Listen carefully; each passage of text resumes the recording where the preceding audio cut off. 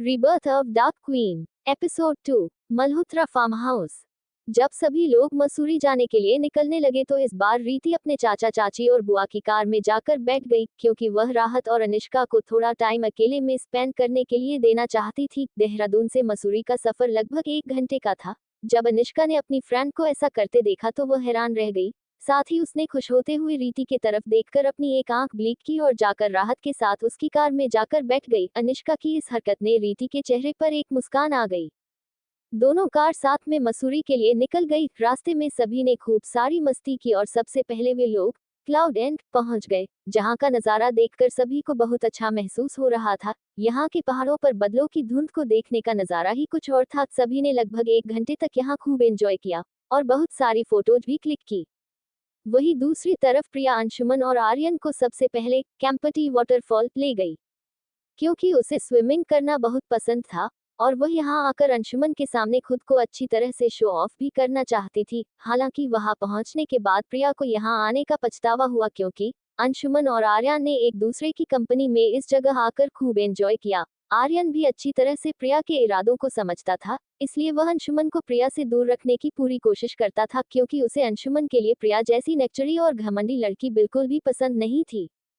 इसके बाद रीति और उसकी फैमिली कंपनी गार्डन, गन हिल पॉइंट, जॉर्ज एवरेस्ट हाउस भी घूमने गए। अब वे सभी लोग इतना घूमकर बहुत थक चुके थे और उन्हें बहुत भूख भी लग चुकी थी, इसलिए विशाखा बुआ ने सभी से कहा, देखो बच्चों, अब ऑलरेडी 7 बज चुके हैं, इसलिए पहले हम कोई अच्छा सा रेस्टोरेंट देखकर खाना खा लेते हैं, उसके बाद हम सभी वापस देहरादून के लिए निकल जाएंगे। उनकी इस बात से सभी ने सहमत होते हुए अपना सिर हाँ में हिला दिया। फिर सभी लोग एक अच्छे से रेस्टोरेंट में खाना खाने चले गए। किस्मत से उसी समय प्रिया, अंशुमन और आर्यन भी उसी रेस्टोरेंट में पहले से खाना खा रहे थे, लेकिन अंशुमन और रीति जिन टेबल्स पर बैठे थे उनके बीच में एक हल्की सी कपड़े की दीवार थी, जिस कारण से वे लोग एक दूसरे के पास होते हुए भी उनकी मौजूदगी से अनजान थे। जब सभी अपनी अपनी डिशेज एंजॉय कर रहे थे, उसी समय साक्षी को खाना खाते हुए ठसका लग गया, जिस वजह से वह जोर जोर से खांसने लगी। तभी राहत ने उसकी पीठ सहलाते हर उसकी तरफ पानी का गिलास बढ़ाया, जिसे लेकर साक्षी ने एक ही घंट में सारा पानी पी लिया। उसे ऐसा करते देख सभी लोग जोर जोर से हंसने लगे।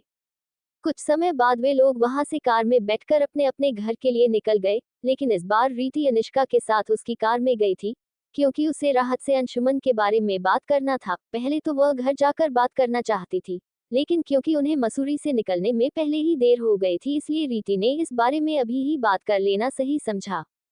जब कार मसूरी से बाहर निकल गई तो राहत में मिरर में रीति के परेशान चेहरे को देखकर सवाल किया, क्या हुआ गुड़िया, क्या तुम किसी बात को लेकर परेशान हो?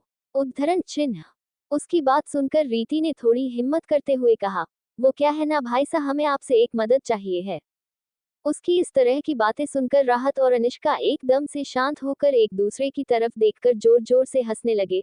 अनिष्का ने पीछे मुड़कर रीति से कहा, तुझे कब से हेल्प की जरूरत पड़ने लगी है? तुझे तो हमेशा से अपनी जिद मनवाने की आदत रही है, फिर इस बार किस चीज के लिए हेल्प चाहिए है? उन दोनों को इस तरह हंसता हुआ देख अब तो रीति बहुत अधिक नर्वस हो गई थी, इसलिए उसने कसकर अपनी आंखें बंद करते हुए एकले में कहा, भाई सा, यहाँ हमारा एक फ्रेंड है और हम चाहते हैं कि वो हमारे फार्म हाउस में ऐसा पेइंग गेस्ट रहे। अपनी बात बोलकर रीति ने धीरे धीरे अपनी आंखें खोली, ये देखने के लिए कि उसके भाई और अनिष्का उसकी बात पर कैसे रिएक्ट करते हैं। लेकिन रीति की इस बात को सुनकर राहत ने अपनी कार पर तुरंत ब्रेक लगा दिए। वही अनिष्का अपनी आंखें बड़ी बड़ी करके रीति की तरफ देखने लगी। कुछ देर की चुप्पी के बाद अब उन तीनों को ही कार में सफोकेशन होने लगा, इसलिए वे सभी कार से बाहर निकलकर खड़े हो गए।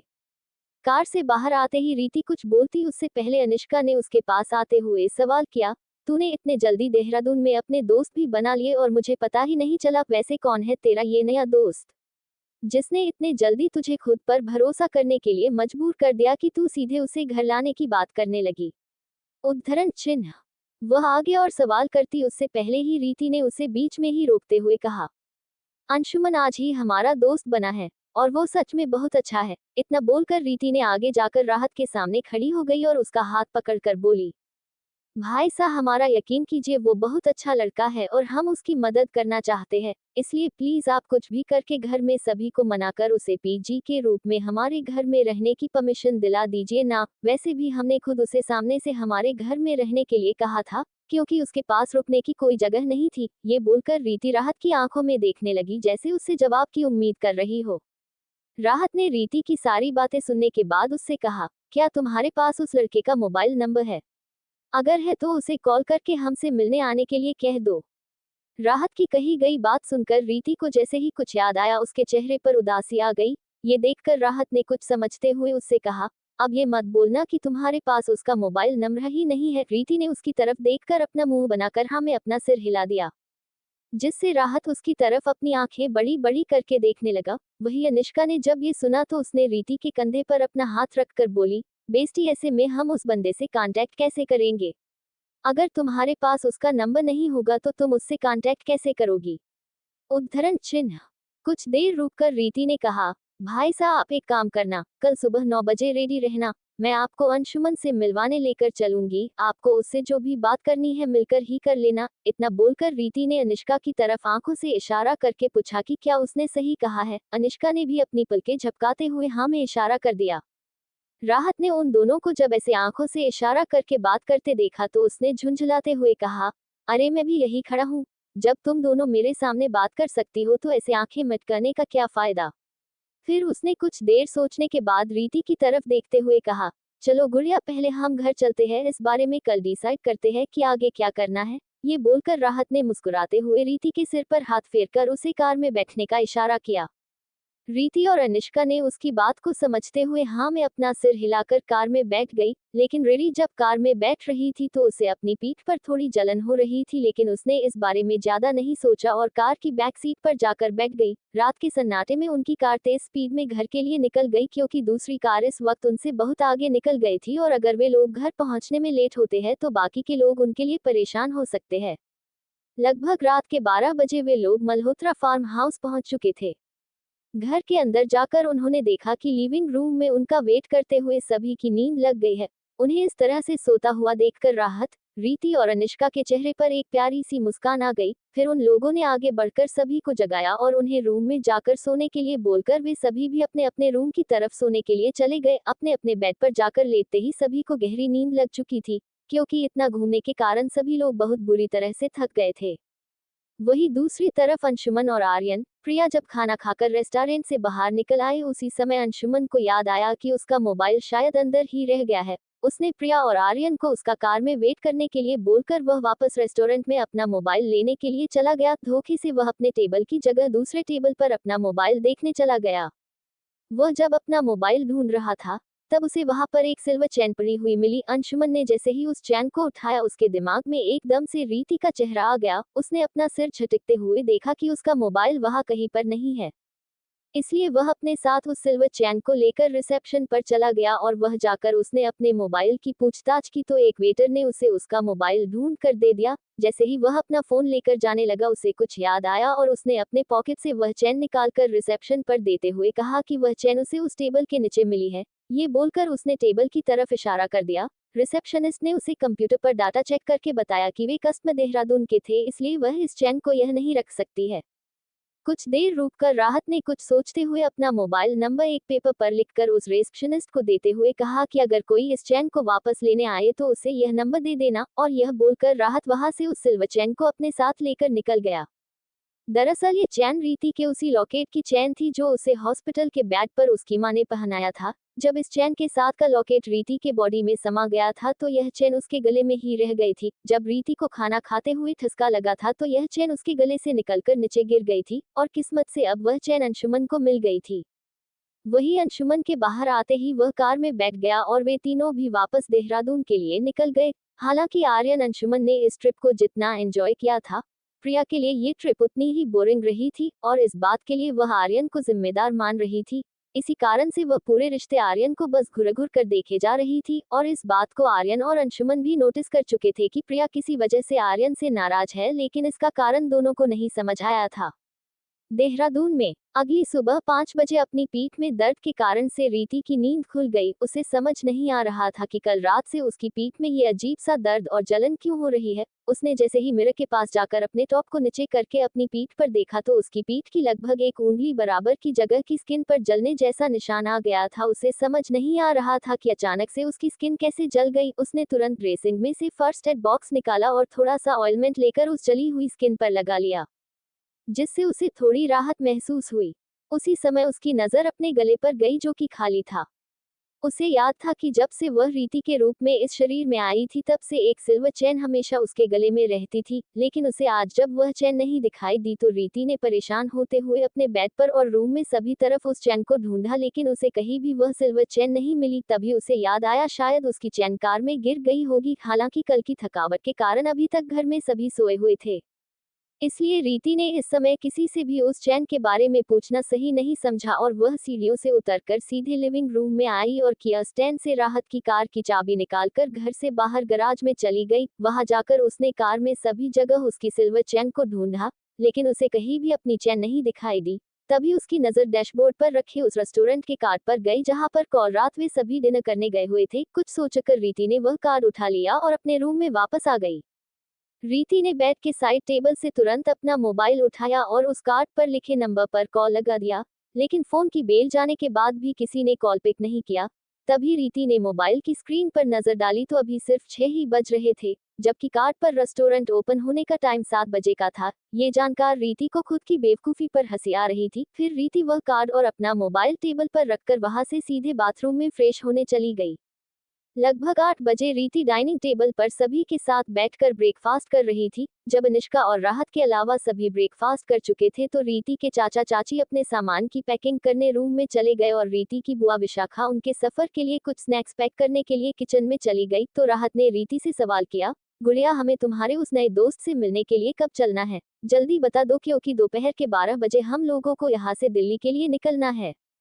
रीति ने अपने भाई को जवाब देते हुए कहा, भाई साहब हम लोगों को 9 बजे चलना है, वह हमें गोल्डन स्टार कैफे में मिल जाएगा। उसकी बात सुनकर अनिष्का ने कहा, बेस्टी तूने तो कहा था कि तेरे पास उसका मोबाइल नंबर नहीं है, फिर तूने उसे कैफे में मिलने के लिए कैसे बुला लिया? राहत के मन में भी इस समय यही बात चल रही थी, लेकिन उससे पहले ही अनिष्का ने यही सवाल पूछ लिया। रीति ने मुस्कुराते हुए जवाब दिया, क्योंकि अंशुमन गोल्डन स्टार कैफे में एक वेटर की जॉब करता है। हालांकि उसने यह बात बिल्कुल नॉर्मली कही थी, लेकिन अनिष्का और राहत उसे आंखें फाड़ फाड़ कर उसकी तरफ देखने लगे, जैसे कि उसने कोई अजीबोगरीब बात कही थी। उसी समय दोनों ने रीति की तरफ देखकर साथ में सवाल किया, तेरा न्यू फ्रेंड एक वेटर है? रीति ने उनकी इस बात पर हाँ में अपना सर हिला दिया, जैसे उसके लिए यह कोई बड़ी बात नहीं है। उसके ऐसे रिएक्शन पर राहत के पास बोलने के लिए कोई शब्द नहीं बचे थे, इसलिए उसने सिर्फ इतना ही कहा, तुम दोनों मुझे 9 बजे रेडी होकर घर के बाहर मिलना। उसकी बात को बीच में काटते हुए अनिष्का ने कहा, तुम दोनों जाओ उस कैफे में, मुझे उस वेटर से मिलने में कोई इंटरेस्ट नहीं है। वैसे भी आज मेरी स्वीटहार्ट जाने वाली है तो मैं उनके साथ थोड़ा टाइम स्पेंड करना चाहती हूँ। ये बोलकर अनिष्का सीधे विधि जी के रूम में चली गई।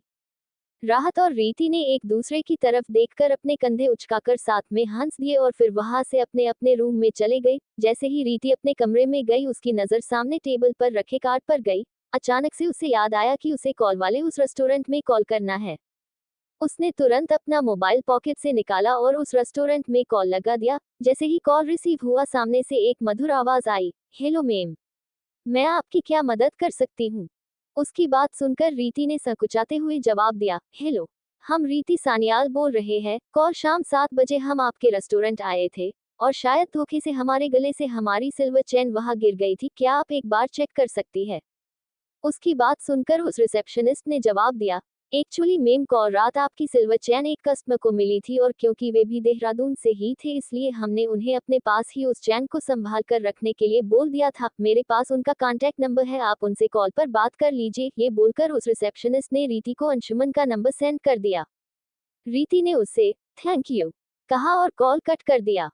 फिर रीति ने अपने मोबाइल पर उस रिसेप्शनिस्ट का दिया हुआ नंबर डायल किया, लेकिन किसी ने कॉल पिक नहीं किया तो रीति ने उस नंबर पर एक मैसेज सेंड कर दिया और मोबाइल रखकर कैफे जाने के लिए रेडी होने चली गई।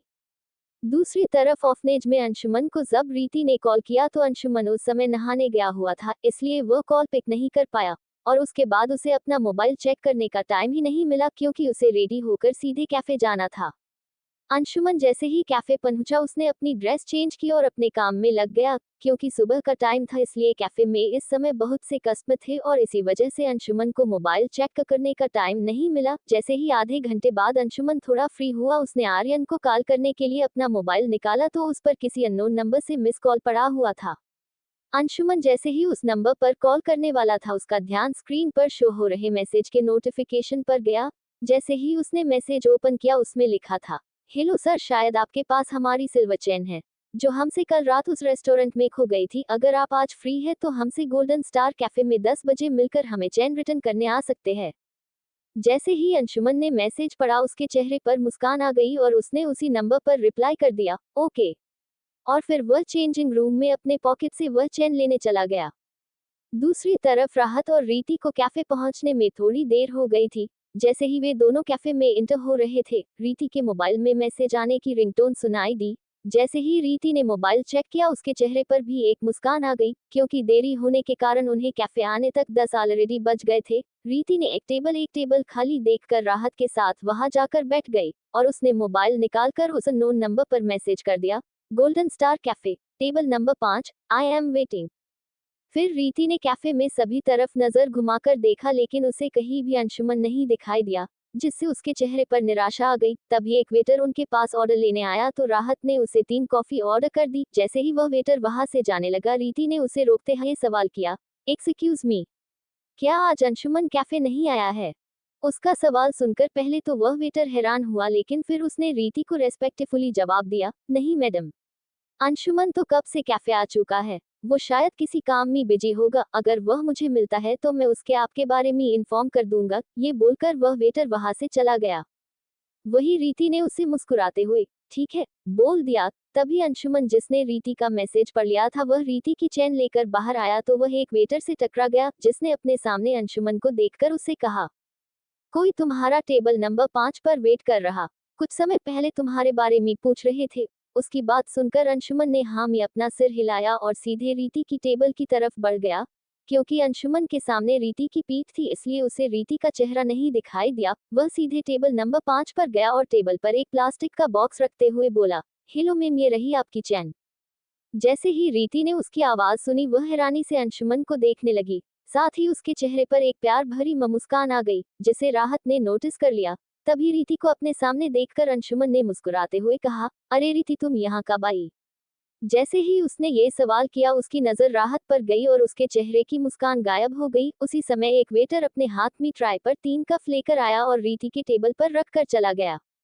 सामने टेबल पर 3 कॉफी मग देखकर अंशुमन असमंजस से रीति की तरफ देखने लगा। तब रीति ने एक चेयर खींचकर अंशुमन को अपने साथ बैठने के लिए आंखों से इशारा किया तो अंशुमन ने एक नजर राहत पर डाली और उसे खुद को ही देखता पाकर वह भी चेयर पर बैठ गया। तभी राहत ने एक कॉफी मग अंशुमन की तरफ बढ़ाते हुए उससे बातचीत शुरू करते हुए कहा, हेलो अंशुमन, मेरा नाम राहत सानियल है और मैं रीति का बड़ा भाई हूँ। उसकी बात सुनकर अंशुमन ने एक गहरी सांस ली, क्योंकि उसे लगा था कि रीति यहाँ अपने बॉयफ्रेंड के साथ आई है। अंशुमन ने भी राहत से हाथ मिलते हुए अपना इंट्रो दिया। तभी राहत की नजर उस बॉक्स पर गई जिसे कुछ समय पहले अंशुमन ने रीति के सामने रखा था। उसकी आंखों में सवाल देखकर रीति ने उसे सारी बात बता दी कि फिर रीति ने अंशुमन से सवाल किया, व्हाट अ कोइंसिडेंट, आप भी कल रात उसी रेस्टोरेंट में गए थे जहां हमसे ये चेन गिर गई थी?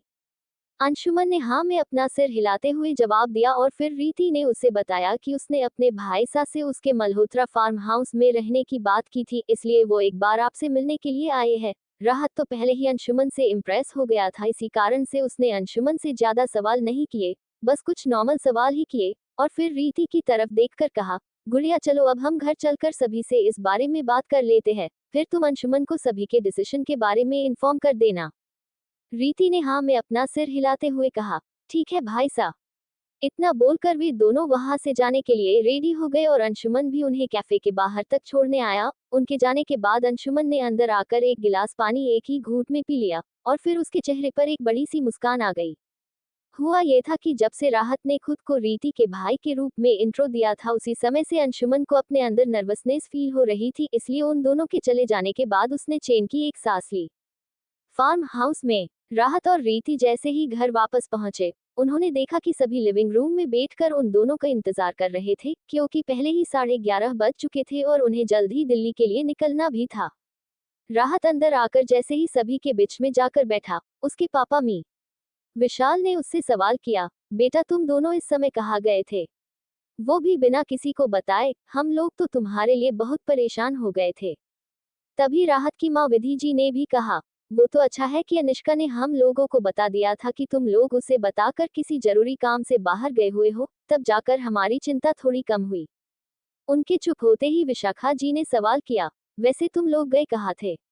तभी अनुष्का ने अपने दोनों कानों पर हाथ रखते हुए जोर से चिल्लाकर कहा, पहले आप सभी चुप तो हो जाए, तभी तो उन दोनों को कुछ भी बोलने का मौका मिलेगा। इतना बोलकर उसने अपने कानों पर से हाथ हटा दिए, क्योंकि उसके चिल्लाने के कारण अब पूरे हॉल में पिन ड्रॉप साइलेंट हो गई। वही रीति भी आकर सीधे अनुष्का के साथ में खड़ी हो गई, जिस कारण से अनुष्का ने उससे आंखों से इशारा करके सवाल किया कि कैफे में क्या हुआ था। रीति ने भी अपनी पलकें झपकाए हुए जवाब दिया कि वह बाद में उसे सब कुछ बताएगी। उसी समय राहत की आवाज सुनकर सभी का ध्यान उसकी तरफ चला गया। राहत ने अपना गला साफ करते हुए विशाल जी की तरफ देखकर कहा, डैड मुझे आपसे कुछ बात करनी है। उसकी बात में गंभीरता को समझते हुए उससे कहा, हाँ बोलो बेटा, सब कुछ ठीक तो है न? राहत ने उनके हाथों पर अपना हाथ रखते हुए कहा, डैड परेशानी की कोई बात नहीं है, मुझे आपको ये बताना था कि मैंने सोचा है कि हमारे यहाँ से जाने के बाद घर में तीनों लेडीज ही रहेंगी। वैसे तो यहाँ पर बहुत से सर्वेंट है तो उन्हें किसी चीज की जरूरत नहीं होगी, लेकिन फिर भी मुझे लगता है कि सेफ्टी पर्पस से उनके साथ यहाँ किसी को तो होना चाहिए। इतना बोलकर राहत थोड़ी देर के लिए चुप हो गया। उसे चुप देखकर विशाखा जी ने कहा, तो तुमने इस बारे में क्या सोचा है राहत? उनके इस सवाल पर थोड़ा सकुचाते हुए राहत ने कहा, बुआ जी यहाँ पर मेरा एक दोस्त रहता है जो कि एक बहुत अच्छा इंसान भी है, तो क्यों न हम उसे यहाँ पर पेइंग गेस्ट की तरह रहने दें। इससे उसकी भी मदद हो जाएगी और हमें आप सभी की भी ज्यादा चिंता नहीं रहेगी। जब तक राहत यह बात बोल रहा था, रीति की पकड़ अनुष्का के हाथों पर मजबूत होती जा रही थी, जिसका एहसास रीति को बिल्कुल भी नहीं था। लेकिन अनुष्का उसकी इस बेचैनी को साफ समझ पा रही थी, और वह इस समय टेंशन के कारण रीति के पीले पड़ चुके चेहरे को देखकर पूरी तरह से हैरान थी। उसे समझ नहीं आया कि रीति के मन में उस अनजान शख्स के लिए इतनी फिक्र क्यों है। उसने इस बारे में रीति से बाद में पूछना सही समझा और सामने की तरफ देखने लगी। वही राहत की बात को सुनकर थोड़ी देर के लिए सभी लोग चुप हो गए थे, क्योंकि यह फैसला वे लोग इतनी जल्दी नहीं ले सकते थे। उन्हें सोचने के लिए थोड़ा समय चाहिए था। तभी कुछ सोचकर विशाल जी ने कहा, हम ये फैसला इतने जल्दी नहीं ले सकते हैं, हमें एक बार भैया और भाभी से भी इस बारे में पूछ लेना चाहिए। उनकी इस बात पर सभी ने सहमति में अपना सिर हिला दिया। ये देखकर विशाल जी ने तुरंत अपने बड़े भाई विदर्भ जी को कॉल लगा दिया। वही अपने पापा की यह बात सुनकर तो राहत की आंखें खुशी से चमक गई, क्योंकि वह अपने बड़े पापा को अच्छी तरह से जानता था कि वे उस पर पूरा भरोसा करते हैं, इसलिए वो राहत की बात को कभी नहीं टालेंगे। कुछ समय बाद जब विशाल जी ने कॉल कट किया तो उन्होंने मुस्कुराते हुए सभी की तरफ देखा। लिविंग रूम में बैठे सभी लोग विदर्भ जी का जवाब जानने के लिए उत्सुक थे। सभी के ऐसे चेहरे देखकर विशाल जी ने राहत की तरफ देखकर कहा, भैया का कहना है कि अगर तुम्हें उस लड़के पर भरोसा है तो उन्हें तुम्हारे इस फैसले से उन्हें कोई भी परेशानी नहीं होगी। ये बोलकर कुछ सोचते हुए विशाल जी ने आगे कहा, इस बार बात हमारे घर की 3 बेटियों की है, इसलिए तुम जो भी डिसाइड करो सोच समझ कर करना। उनकी बात सुनकर राहत ने एक बार रीति की तरफ देखा, जिसकी आंखें इस वक्त खुशी से चमक रही थी। रीति ने अपनी पलकें झपकाकर राहत को हाँ में अपनी सहमति दे दी, तो राहत ने सभी की तरफ देखकर कहा, मैं अंशुमन से जल्द ही इस घर में शिफ्ट होने के लिए बोल दूंगा। उसके इस फैसले से वह बैठे सभी लोग सहमत हो गए थे, क्योंकि सभी को उस पर पूरा भरोसा था। दोपहर के 1 बजे रीति, अनुष्का और विशाखा जी बाकी सभी लोगों को बाहर तक छोड़ने आए। विधि जी और विशाल जी ने सभी को अपना ध्यान रखने का बोलकर वहां से जाकर कार में बैठ गए। वही राहत ने अनुष्का को गले से लगाकर उसे कॉल करने का बोल दिया, और साइड में खड़ी रीति के पास जाकर राहत ने अपना हाथ उसके सिर पर फेरकर उससे धीमी आवाज में कहा, इस बार तेरे भरोसे पर भरोसा कर रहा हूँ, इसे टूटने मत देना। उसकी इस बात पर रीति ने हल्का सा मुस्कुराते हुए कहा, जी भाई साहब, आप बिल्कुल भी फिक्र ना करें, हम यहाँ पर सब कुछ अच्छे से संभाल लेंगे। राहत भी वहां से जाकर कार की पैसेंजर सीट पर बैठ गया, और फिर उनकी कार दिल्ली के लिए निकल गई। उनके जाने के बाद विशाखा बुआ रीति और अनुष्का को अपने साथ लेकर अंदर आ गई। अंदर आकर उन्होंने कहा, तुम दोनों जाकर अपने अपने रूम में रेस्ट कर लो, फिर कल से तुम्हारा कॉलेज भी तो स्टार्ट होने वाला है। उनकी बात सुनकर रीति और अनुष्का ने भी हाँ में सिर हिलाया और अपने अपने रूम में चली गई। उनके जाने के बाद विशाखा बुआ ने एक मेड से बोलकर ऊपर एक रूम आने वाले पेइंग गेस्ट के लिए रेडी करवा दिया, जो कि राहत का एक दोस्त था, क्योंकि राहत ने उन्हें जाने से पहले बता दिया था कि 1-2 दिन में उसका दोस्त भी यहाँ शिफ्ट हो जाएगा। वही जैसे ही रीति अपने रूम में गई और थकान के कारण जाकर सीधे अपने दोनों हाथ फैलाकर बेड पर जाकर गिर गई, जिससे उसे पीठ के उसी हिस्से में जलन महसूस हुई। जब रीति ने मिरर के सामने जाकर खुद की पीठ को देखा तो उसे जलने का वह निशान अभी भी वैसा ही दिखाई दिया। ये देखकर रीति को बहुत आश्चर्य हुआ क्योंकि उसने सुबह उस घाव पर एक क्रीम भी लगाई थी, लेकिन घाव पर उसका भी कोई असर नहीं दिखाई दे रहा था।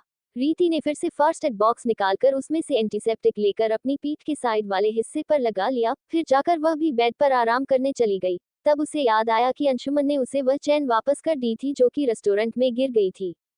रीति ने साइड टेबल पर से अपने पर्स में से अपना मोबाइल और वह छोटा सा बॉक्स निकाला और उसने बॉक्स में से वह सिल्वर चेन निकालकर अपने गले में पहन ली, जिससे उसकी बॉडी में एक अजीब सा एहसास होने लगा। रीति ने इस एहसास को नजरअंदाज करते हुए उसने बेड पर बैठकर अपने मोबाइल पर कॉल करने के लिए अंशुमन का नंबर निकाला। वह जैसे ही अंशुमन को कॉल करने वाली थी उसे याद आया कि इस समय तो अंशुमन काम में बिजी होगा, इसलिए रीति ने एक मैसेज लिखकर अंशुमन को भेज दिया कि जब वह फ्री हो तो उसे कॉल करे, और बेड पर जाकर लेट गई क्योंकि आज सुबह वह जल्दी उठ गई थी जिस कारण उसे तेज नींद आ रही थी और कुछ ही समय में उसकी नींद लग गई। वहीं दूसरी तरफ कैफे से रीति और राहत के जाने के बाद से अंशुमन अपने काम में बिजी हो गया था और उसने अपने मोबाइल पर ध्यान नहीं दिया था क्योंकि उसने अपने जॉब के समय में रीति और राहत से मिलकर बात की थी। इसी वजह से मैनेजर ने उसे 1 घंटे का ओवरटाइम करने के लिए कहा था। हालांकि अंशुमन को ऐसा करने से कोई परेशानी नहीं हुई, बल्कि आज तो वह खुशी खुशी सारा काम किया जा रहा था क्योंकि आज उसे रीति के साथ इतनी बातें करने का मौका जो मिला था। जल्दबाजी में अंशुमन 4 बजे कैफे से फ्री होकर लाइब्रेरी के लिए निकाल गया क्योंकि आज कैफे में उसका लास्ट डे था और कल से उसके कॉलेज भी शुरू होने थे, इसलिए सभी ने उसे अच्छे से गुड बाय कहा और वहां के मैनेजर ने अंशुमन की अच्छी परफॉर्मेंस की वजह से उसे एक्स्ट्रा बोनस के साथ यह भी कह दिया कि वह आगे कभी भी यहां पर पार्ट टाइम जॉब कर सकता है। क्योंकि अंशुमन पहले ही लाइब्रेरी के लिए लेट हो चुका था, इसलिए उसने जल्दबाजी में रीति का मैसेज चेक नहीं किया था। वही फार्म हाउस में रीति लगभग 2 घंटे बाद सोकर उठी तो उसने अपना मोबाइल चेक किया, लेकिन जब उसे अंशुमन का कोई रिप्लाई नहीं मिला तो उसे लगा शायद अंशुमन ज्यादा बिजी होगा, इसलिए उसने रीति का मैसेज रीड नहीं किया। रीति ने सोचा कि उसे कुछ दिन पहले देहरादून की पब्लिक लाइब्रेरी के बारे में पता चला था तो उसे आज ही वहां जाकर अपना कार्ड बनवा लेना चाहिए क्योंकि कल से तो उसके कॉलेज स्टार्ट हो जाएंगे, इसलिए वह लाइब्रेरी जाने के लिए रेडी होकर सीधे अनिष्का के कमरे में चली गई। अनिष्का अपने रूम में इस वक्त मोबाइल में लगी हुई थी। रीति ने रूम में आते हुए उससे पूछा, अनिष्का तुम हमारे साथ लाइब्रेरी चलोगी क्या? हमें लाइब्रेरी कार्ड बनवाना है। उसकी बात को सुनकर अनिष्का ने मुंह बनाते हुए कहा, बेस्टी तू हिस्ट्री की बुक्स और मेरा रिश्ता तो जानती है ना, हम दोनों की आपस में ज्यादा नहीं बनती है, इसलिए तू बुआ के साथ चली जा, मैं अभी स्मार्टी से बात कर रही हूँ। थोड़ी देर रुककर अनिष्का ने उसे कहा, हाँ अगर बुआ कहीं बिजी हो तो मुझे कॉल कर देना, मैं रेडी होकर आ जाऊंगी। रीति अच्छी तरह से अनिष्का के नेचर को जानती थी, इसलिए वह उसकी बात सुनकर मुस्कुराते हुए वहां से चली गई। रीति सीधे अपनी विशाखा जी के पास गई और बोली, बुआ सा आप फ्री हो क्या? अगर हाँ तो आप मेरे साथ कुछ देर के लिए लाइब्रेरी चलोगे क्या? उद्धरण चिन्ह। रीति की बात को सुनकर विशाखा जी ने मुस्कुराते हुए उसके गाल पर हाथ फेर कर कहा, हाँ मुझे अभी कोई भी काम नहीं है, तू बाहर पहुंचकर ड्राइवर से कार निकलने को बोल, तब तक मैं अपना पर्स लेकर आती हूँ। ये बोलकर विशाखा जी अपने रूम में चली गई और उनकी बात को सुनकर रीति भी घर से बाहर की तरफ जाने लगी। इस समय उसके मन में बहुत से सवाल चल रहे थे जिनका जवाब उसे इन लाइब्रेरी से ही मिल सकता था। रीति के शरीर में इस समय ओजस्विनी की आत्मा थी जिसे अपने पिछले जन्म से इस जन्म के बीच के सफर के बारे में जानना था कि वह रीति की बॉडी में कैसे आई और रीति का उससे ऐसा क्या कनेक्शन है जिस वजह से इतने वर्षों बाद उसका पुनर्जन्म इस बॉडी में हुआ है, और क्या उसमें अभी भी ओजस्विनी की सारी शक्तियां मौजूद है। ये सारे सवाल उसके मन में चल रहे थे। बाहर आकर रीति ने ड्राइवर से कार निकालने के लिए कहा और वह सोचने लगी कि उसने अभी सिर्फ माइंड रीड करने वाली अपनी पावर का यूज किया है, लेकिन वह अभी अपनी बाकी की पावर्स का इस्तेमाल नहीं कर सकती है क्योंकि रीति की बॉडी उतनी एनर्जी को एब्सॉर्ब करने के लिए तैयार नहीं है। लेकिन यूज जल्द ही रीति की बॉडी को इस लायक बनाना होगा। वह अपने ख्यालों में ही थी कि उसकी बुआ ने आकर उससे कहा, तो चले बेटा। रीति ने हाँ में अपना सिर हिलाया और दोनों जाकर कार में बैठ गई। रीति ने ड्राइवर से कार को पब्लिक लाइब्रेरी की लेने के लिए बोल दिया। जैसे ही रीति विशाखा बुआ के साथ लाइब्रेरी पहुंची तो उसने देखा कि इस समय लाइब्रेरी में बहुत से लोग थे। रीति ने भी वह जाकर जल्दी से सारी फॉर्मेलिटी पूरी की और उसका लाइब्रेरी कार्ड जल्द ही बन गया। विशाखा बुआ को भी पढ़ने का खूब शौक था, इसलिए उन्होंने कुछ देर वहीं पर बैठकर बिजनेस रिलेटेड कुछ बुक इशू करवा ली क्योंकि वो इन बुक्स को वहीं पर बैठकर पढ़ना चाहती थी, इसलिए उन्हें कार्ड बनवाने की जरूरत नहीं थी। उन्हें सिर्फ अपना आईडी प्रूफ दिखाकर ही लाइब्रेरी में चले जाने दिया गया। रीति भी जल्द ही अपना लाइब्रेरी कार्ड बनवाकर लाइब्रेरी में आकर हिस्ट्री डिपार्टमेंट की तरफ चली गई। उसने बहुत कोशिश की लेकिन उसे जिन बुक्स की जरूरत थी वो कहीं मिल नहीं पा रही थी।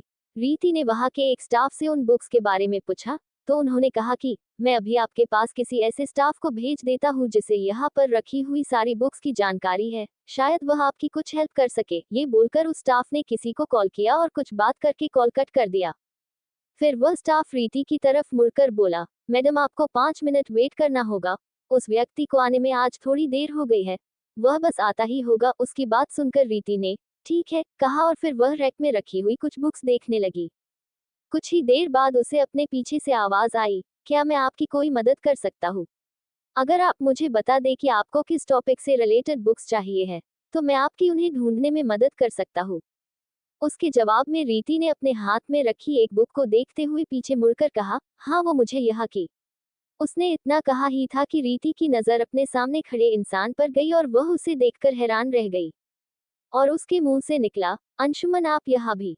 वही सामने खड़े अंशुमन के एक्सप्रेशन भी कुछ कुछ रीति की तरह ही थे, क्योंकि उसे भी इस समय रीति के यहाँ पर होने की उम्मीद नहीं थी। उसने अपनी हैरानी को छुपाए बिना ही कहा, मैं तो यहाँ पर जॉब करता हूँ इसलिए यहाँ आया हूँ, लेकिन मुझे नहीं लगा था कि मुझे कभी तुम इस तरह हिस्ट्री डिपार्टमेंट में मिलोगी। ये बोलकर वो हंसने लगा।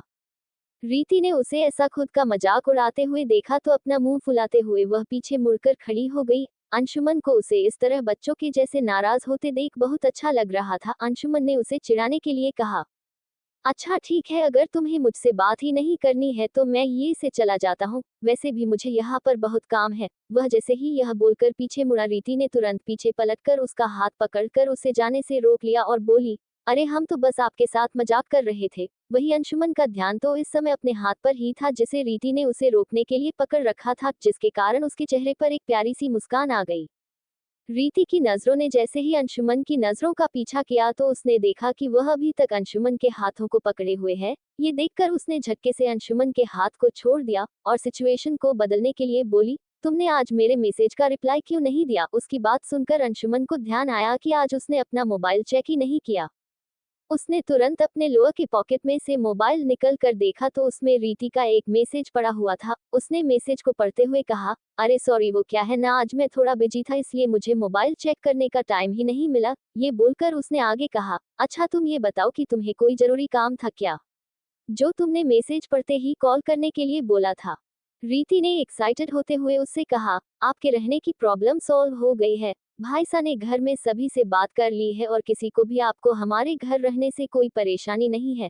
अब आप कभी भी हमारे घर पर आकर शिफ्ट हो सकते हैं। ये बोलकर रीति ने जब अंशुमन के चेहरे की तरफ देखा तो उसे उसके चेहरे पर खुशी की जगह हिचकिचाहट दिखाई दे रही थी। रीति भी उसके खुश न होने का कारण कहीं न कहीं समझ रही थी, इसलिए उसने मुस्कुराते हुए आगे कहा, वैसे मैं आपको बता दूं, हम आपको अपने घर में मेहमान बनाकर नहीं रख रहे हैं। भाईसा ने इस बारे में घर में भी बात कर ली है। सभी ने कहा है कि आप हॉस्टल में जितना रेंट देते उतना ही आप हमें दे देना, इससे आपकी सेल्फ रिस्पेक्ट भी कम नहीं होगी।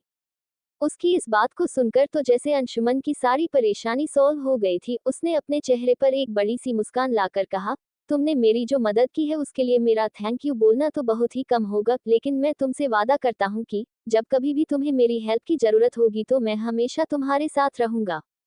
उसकी इस बात पर रीति ने रिस्पांस में उसे एक बड़ी सी स्माइल दे दी। वह जैसे ही आगे कुछ बोलने वाली थी, अचानक से उसके मोबाइल पर किसी का कॉल आया। जैसे ही उसने अपना मोबाइल चेक किया, ये कॉल विशाखा बुआ का था। रीति समझ गई थी कि बुआ ने उसे बुलाने के लिए कॉल किया है। उसने अंशुमन की तरफ देखकर कहा, चलो मैं आपसे बाद में मिलती हूँ, बुआ सा का कॉल आया है, वो मेरा वेट कर रही होंगी। इतना बोलकर रीति ने विशाखा बुआ का कॉल पिक किया और बात करते हुए वहां से चली गई। वही पीछे खड़ा अंशुमन मुस्कुराते हुए अपने बालों पर हाथ फेरकर वहां से दूसरी तरफ चला गया और अपने काम में बिजी हो गया।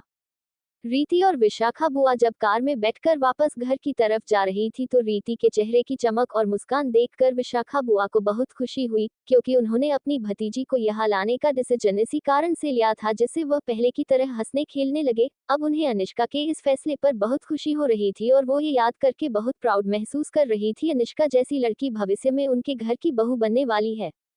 अगली सुबह infinity groups of institution, Dehradun. College के ग्राउंड में सभी तरफ यंगस्टर की भीड़ नजर आ रही, क्योंकि अभी 8:45 हो रहे थे और कॉलेज शुरू होने का समय 9 बजे का था और आज सभी के कॉलेज का फर्स्ट डे था, इसलिए सभी तरफ लड़के और लड़कियों के ग्रुप्स खड़े हुए थे। कुछ स्टूडेंट्स अभी कॉलेज आने वाले थे और कुछ कॉलेज आ चुके थे। फिलहाल के लिए तो ये समझना नामुमकिन था कि कौन फर्स्ट ईयर का स्टूडेंट और कौन सेकंड ईयर का है। लगभग 9 बजे के करीब कॉलेज के मेन गेट पर एक कार आकर रुकी, जिसमें से पहले अनिष्का बाहर निकली, जिसने इस समय हाई हील्स पहने हुए थे। उसने अपने बालों को हाई पोनीटेल में बंधा हुआ था।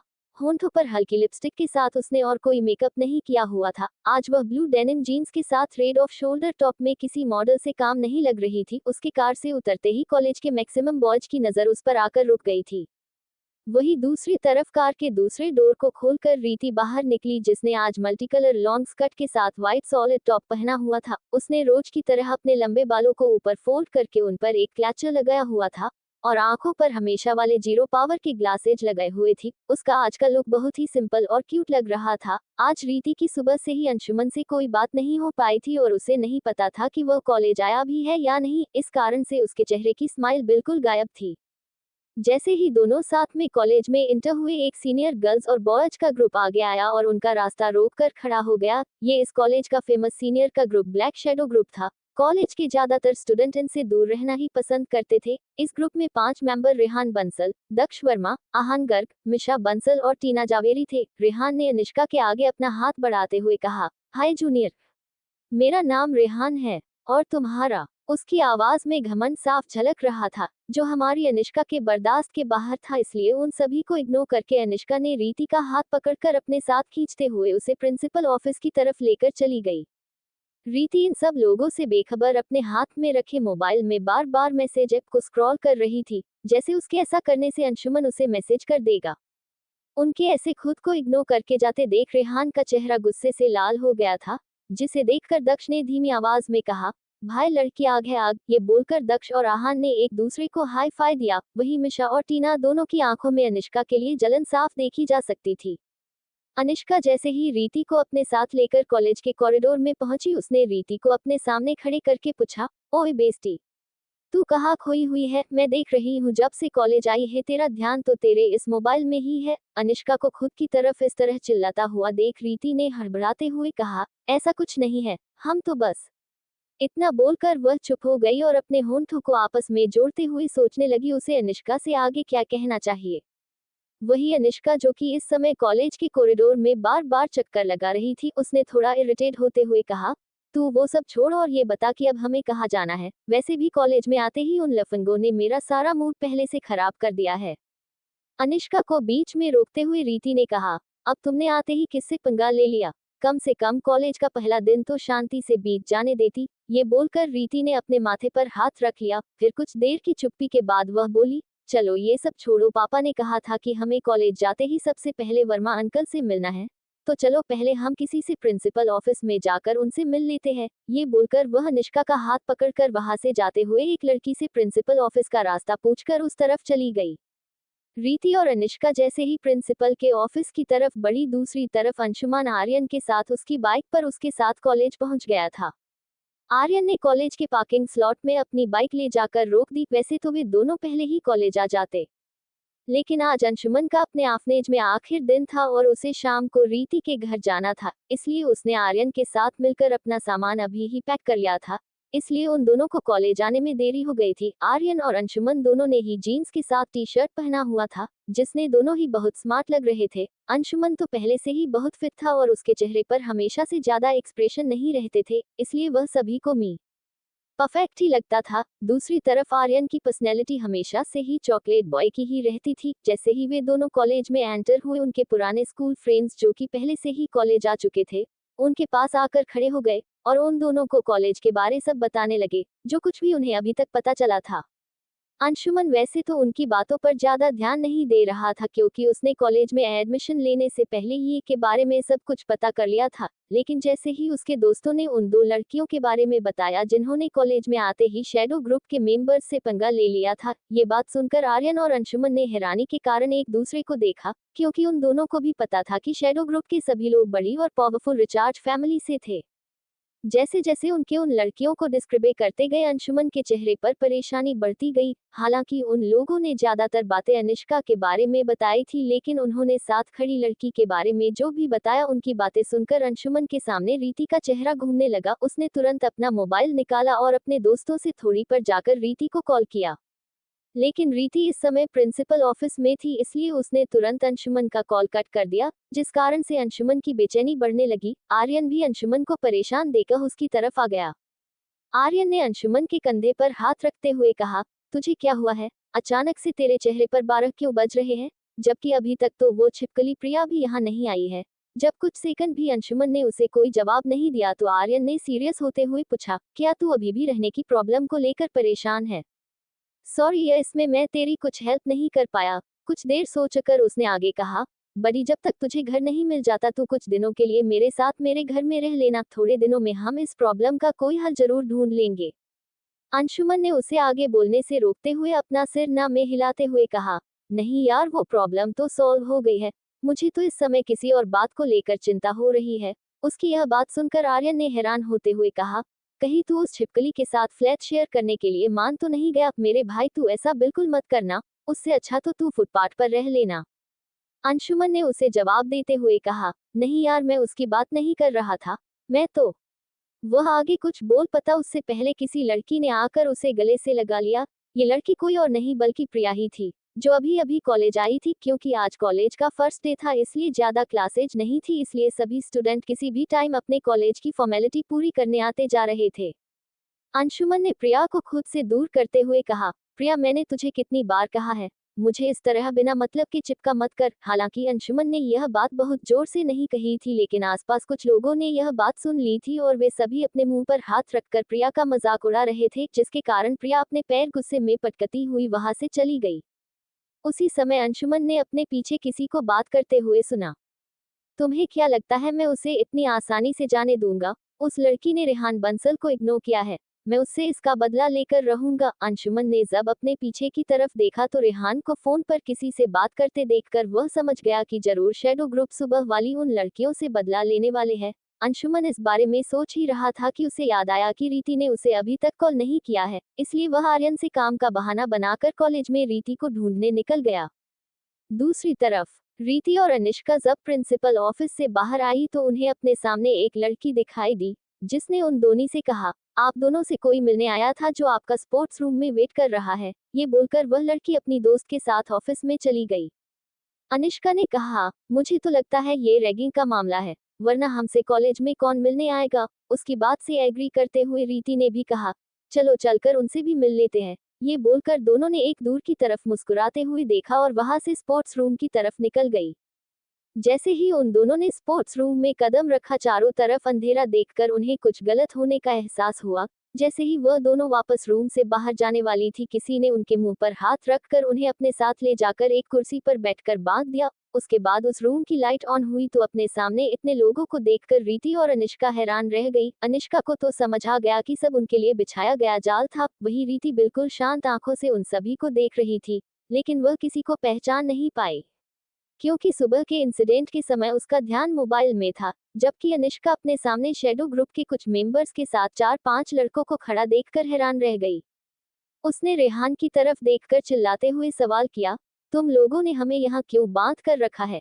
एक बार तुम लोग मेरे हाथ तो छोड़कर देखो, तुम लोगों को अपनी नानी याद ना दिला दी तो बोलना। ये बोलकर अनिष्का अपने हाथों को छुड़ाना की कोशिश करने लगी। जहाँ अनिष्का इस समय गुस्से में लाल पीली हुई जा रही थी, वही रीति की आंखों में इस समय एक अजीब सी शांति दिखाई दे रही थी, जो किसी तूफान के आने का संकेत दे रही थी। रेहान का दोस्त दक्ष ने रेहान का इशारे पाकर अनिष्का की तरफ बढ़ते हुए कहा, भाई, ये तो एकदम तीखी मिर्ची है, इसके साथ खेलने में बहुत मजा आएगा। ये बोलते हुए दक्ष के चेहरे पर हंसी के साथ बहुत ही खराब एक्सप्रेशन थे, जिन्हें देखकर अनिष्का को उस पर घिन आ रही थी। प्रीति समझ गई थी कि जल्द से जल्द कुछ करना होगा, नहीं तो यहाँ कुछ गलत भी हो सकता है। वही रीति को देखकर आहान ने कहा, भाई, मुझे तो यही पसंद है, इसे मेरे लिए छोड़ देना। ये बोलकर वह भी जोर जोर से हंसने लगा।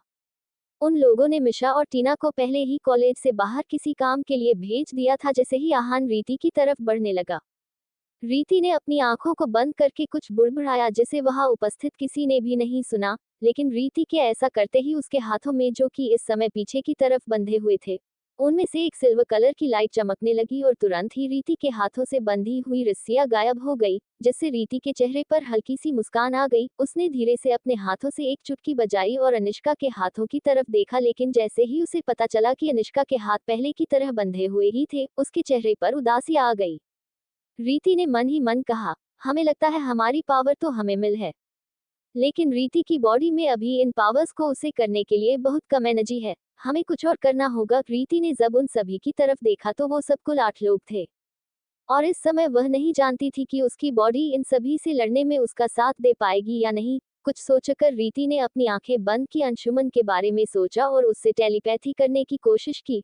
रीति को पता थी अंशुमन भी अब तक कॉलेज आ चुका होगा और यदि वह आसपास होगा तो शायद रीति उससे कनेक्ट कर सकती है। हालांकि ऐसा करने से रीति के सिर में हल्का हल्का दर्द भी हो रहा था। अचानक से रीति को अपने माइंड में कुछ एनर्जी महसूस हुई, जिस वजह से उसे समझ आ गया था कि वह टेलीपैथी कर पा रही है। उसने मन ही मन बस 2 शब्द कहे, स्पोर्ट्स रूम, और उसका कनेक्शन टूट गया। दूसरी तरफ अंशुमन कॉलेज के फर्स्ट फ्लोर के सभी रूम्स में रीति को देख चुका था, लेकिन वह उसे कहीं भी नजर नहीं आई।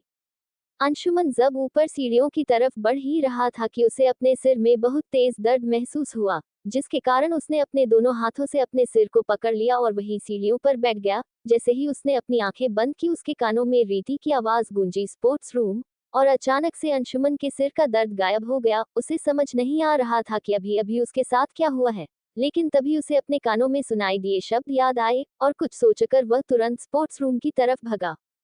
यहाँ स्पोर्ट्स रूम में जब रीति अंशुमन से टेलीपैथी कर रही थी, आहान ने उसके करीब आकर कहा, तुम तो किसी को भी अपनी इन आंखों से दीवाना बना सकती हो, फिर हमारे आते ही तुमने अपनी इन हिरनी जैसी आंखों को बंद क्यों कर लिया। उसकी आवाज के कारण रीति की टेलीपैथी बीच में ही रुक गई, और रीति ने जैसी ही अपनी आंखें खोली, अपने इतने करीब किसी लड़के को देखकर उसका गुस्सा उसकी आंखों में उतर आया, और रीति ने बिना कुछ सोचे ही अपने हाथ की 5 उंगलियों से आहान के मुंह को कसकर पकड़ते हुए उसे दूर धकेल दिया। उसे ऐसा करते देख अनिष्का ने अपनी आंखें चौड़ी करके उसे देखने लगी। तभी रीति का ध्यान दक्ष की तरफ गया, जो इस समय अनिष्का के गलों को छूने की कोशिश कर रहा था। रीति ने अपनी चेयर से उठकर उसकी तरफ बढ़कर दक्ष के उसी हाथ को पकड़कर पीछे की तरफ मोड़ दिया, जिससे रूम में उपस्थित सभी लोगों को किसी की हड्डी चटकने की आवाज आई, और अनिष्का का मुंह तो रीति की हरकतों को देख खुला का खुला रह गया।